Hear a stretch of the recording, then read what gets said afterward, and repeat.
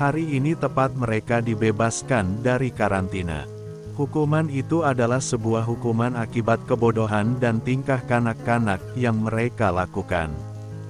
Dalam rentang waktu itu ternyata Luhut tidak juga menyerah, memohon pada kedua orang tuanya agar pasangan suami istri itu dibebaskan. Namun, hasilnya tetap nihil. Tidak perlu saling berkonspirasi untuk merubah pendapat kami. Anggaplah jika apa yang kalian katakan itu benar. Lalu anggap saja kalau apa yang kami berikan ini adalah sebuah hukuman untuk kesalahan Uli saat di meja makan dan juga untuk ide gila kalian, ucap Bapak. Dunia ini adil, dunia ini simpel. Jangan persulit dengan pikiran kalian yang dangkal itu. Selama tidur terpisah benahi saja diri kalian masing-masing. Kunci keluarga yang harmonis hanya ada satu dan cuma satu. Perbaiki diri masing-masing, sambung Mama. Kata-kata itu sekarang seolah menjadi sebuah alunan musik yang selalu berputar-putar di telinga mereka bertiga. Apalagi di telinga Luhut. Meris melihat nasib anak laki-laki satu-satunya keluarga. Ini, tidak ada pembicaraan mengenai akan kemana hubungan Luhut dengan Naina. Insiden memalukan yang dilakukan oleh Monang tempo hari sungguh sangat berdampak buruk bagi keluarga mereka. Untunglah sampai hari ini keluarga itu masih bisa menutup aib tentang Arya sampai hari ini. Padahal sejak dulu saja sulit bagi Luhut yang hanya mengharapkan harta warisan ini untuk mendapatkan restu dari orang tua Naina. Namun, saat restu sudah didapat, saat hari pernikahan sudah ditetapkan, tiba-tiba Uli datang dari kota membawa calonnya. Membuat Luhut memilih mundur dan mendahulukan adiknya. Apa kabarnya pasangan suami istri yang katanya sudah terbebas dari masa hukuman itu? Apakah mereka baik-baik saja? Apakah mereka sudah menyadari kalau ada 10% benih cinta dalam hati mereka masing-masing? Dan hari ini pertama kali setelah terkurung hari berlalu, Arya bisa keluar kamar. Menikmati hembusan angin pagi hari. Menghirup udara segar yang sulit ia jumpai kalau tinggal di kota. Rasanya seperti pertama kali aku menginjakan kaki ke sini, ucap Arya, sambil merenggangkan otot-ototnya. Pagi ini pria tampan dari kota itu sudah siap dengan setelan olahraganya.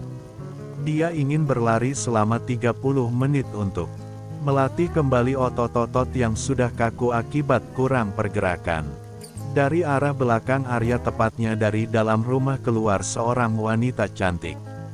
Wanita yang berasal dari desa dan bermimpi untuk hidup berumah tangga bersama orang kota itu terlihat sangat cantik. Tunggu dulu, seperti ada yang aneh pada kedua manusia berbeda kelamin ini. Apa? Ya kira-kira, astaga, ternyata hari ini mereka memakai pakaian olahraga couple. Sepatu juga sama. Ini bukan sebuah kebetulan tapi ini sebuah momen yang memang sudah direncanakan dari jauh-jauh hari. Hari ini, detik di mana Uli dan Arya saling berdiri bersampingan di depan teras rumah. Uli sama sekali tidak menyangka kalau suaminya menyukai baju couple yang ia pilihkan kemarin. Suka? Tanya Uli tersenyum lembut pada Arya. Iya, ternyata kamu memang benar-benar mencari tahu seleraku, kata Arya mengedipkan sebelah matanya. Perbaiki diri masing-masing adalah kunci sebuah keluarga yang harmonis, ucap keduanya bersamaan. Gelak tawa tak luput dari momen pagi hari itu.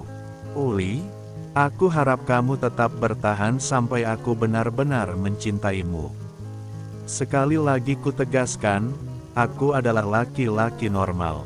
Tolong jangan pancing nafsuku saat cinta itu belum benar-benar tumbuh, ucap Arya. Uli tersenyum dalam diam. Ini bukan pernyataan yang pertama tapi ini adalah pernyataan kelima di pagi hari ini. Aku berjanji dan bersumpah, saat aku benar-benar mencintaimu, Aku akan katakan langsung padamu. Karena sungguh kalau hanya mengikuti naluri kelaki-lakianku ingin sekali rasanya menerkammu. Kamu pasti tahu apa alasanku.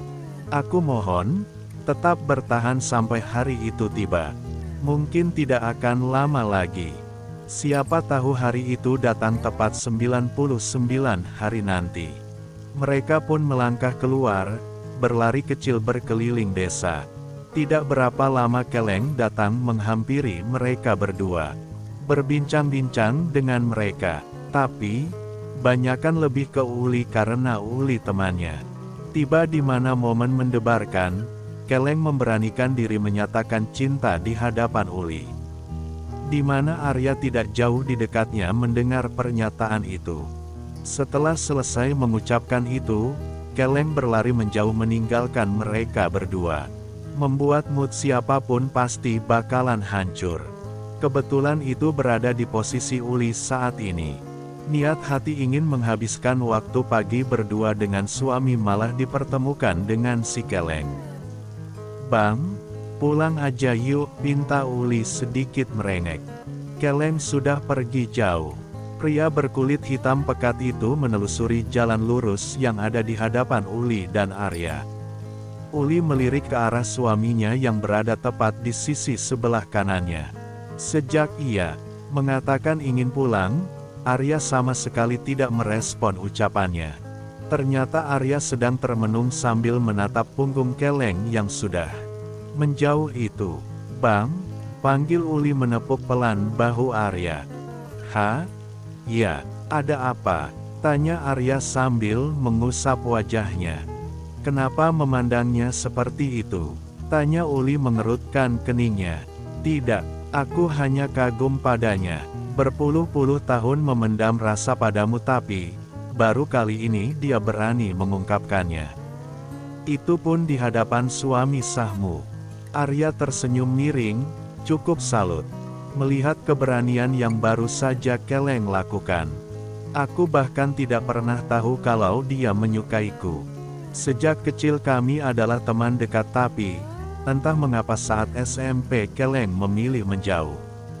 Apalagi saat dia sudah tidak bisa melanjutkan sekolahnya lagi, ucap Uli.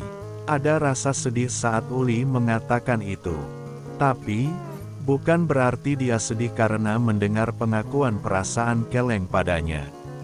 Uli hanya sedih, mengapa bisa Keleng tiba-tiba menjauh padahal sejak dulu Uli tidak pernah pilih-pilih teman. Uli, Luhut, Naina, Monang dan Keleng dan beberapa anak desa lainnya. Mereka tumbuh bersama, bermain bersama. Namun, yang berkesan di hati Uli hanya Keleng. Karena dengan Keleng lah ia bisa mendapatkan informasi-informasi akurat tentang gosip di desa ini. Secara tidak langsung, sebenarnya Uli juga memiliki bakat itu hanya saja karena dia berpendidikan dan terlahir dari keluarga kaya membuatnya memilih menutup mata dan telinga dari kabar di luar sana.